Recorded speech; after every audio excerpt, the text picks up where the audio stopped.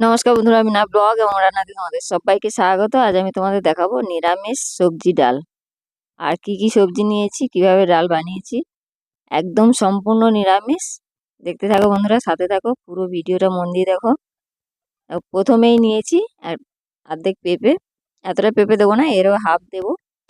আর দেবো দুটো আলু আর ফুলকপি, মানে অর্ধেকটা ফুলকপি কেটে নিয়েছি। সবগুলো সবজি দেখো কিভাবে কেটে নিয়েছি।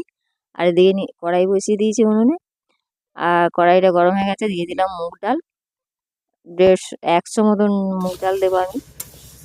100-150 মতন মুগ ডাল ভেজে নেব। আর মুগ ডালটা ভাজা হলে নামিয়ে নেব, একটু লাল হবে, এটা নামিয়ে নেব। নামিয়ে নিয়ে মুগ ডালটা ভালো করে ধুয়ে নেব। আর চ্যানেল নতুন হলে বন্ধুরা সাবস্ক্রাইব করে নিও, পাশে থেকো। ভিডিও ভালো লাগলে লাইক কমেন্ট শেয়ার করতে ভুলো না। দেখো মুগ ডালটা ভাজা হয়ে গেছে, মুগ ডালটা নামিয়ে নিলাম। আর এটা জল দিয়ে ভালো করে ধুয়ে নেব। ওই কড়াই আবারও বসিয়ে দিলাম, কড়াইতে দিলাম তেল। তেলটা গরম হতেই দেব কেটে রাখা সবজিগুলো।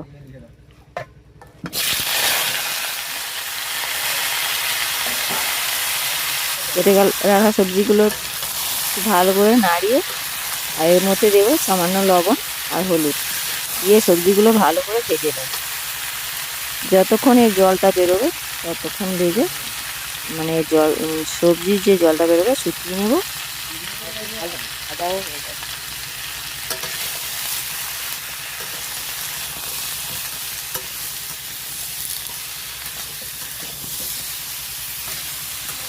সবজিগুলো ভাজা হয়ে গেছে। আর এবার সবজিগুলো দেখো কীভাবে ভেজেছি। আর সবজিগুলো যতক্ষণে জল থাকবে ততক্ষণ নাড়তে থাকবো আর ভাজতে থাকবো। একদম বুঝতেই পারছো লাল হয়ে গেছে। আর সবজির কড়াইতে একটু জল, মানে জল নেই, রস নেই, একটু শুকিয়ে গেছে। এবার নামিয়ে নেব। সবজিটা ভেজে নিলাম, আবারও ওই কড়াই বসিয়েছি। ওই কড়াইতে এবারে আমি জল দেব।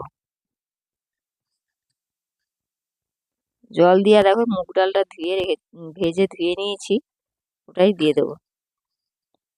মুগ ডালটা ভেজে দিয়ে নিলাম, কারণ মুগ ডালে অনেক নোংরা থাকে, পাউডার থাকে। ধুয়ে পরিষ্কার করে নিলাম আর দিয়ে দিলাম সামান্য হলুদ আর পরিমাণ মতো লবণ। দিয়ে এটা ডালটা ভালো করে সেদ্ধ করো, মানে হাফ হাফ সেদ্ধ হবে, পুরো সেদ্ধ হবে না, অর্ধেক সেদ্ধ হবে। তারপরে দিয়ে দেবো ভেজে রাখা সবজিগুলো দিয়ে দিলাম। ভেজে রাখা সবজিগুলো দিয়ে ভালো করে নাড়িয়ে, আর যতক্ষণ না ডাল সেদ্ধ হবে, সবজি ভালোভাবে সেদ্ধ হবে, ততক্ষণ এটাকে সেদ্ধ করে নেব।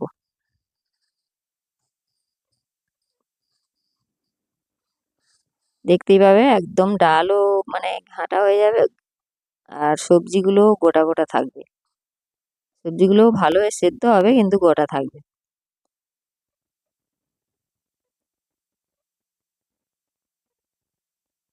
সবজি আর ডাল একদম সেদ্ধ রেডি। এবার আমি এটা নামিয়ে নেব।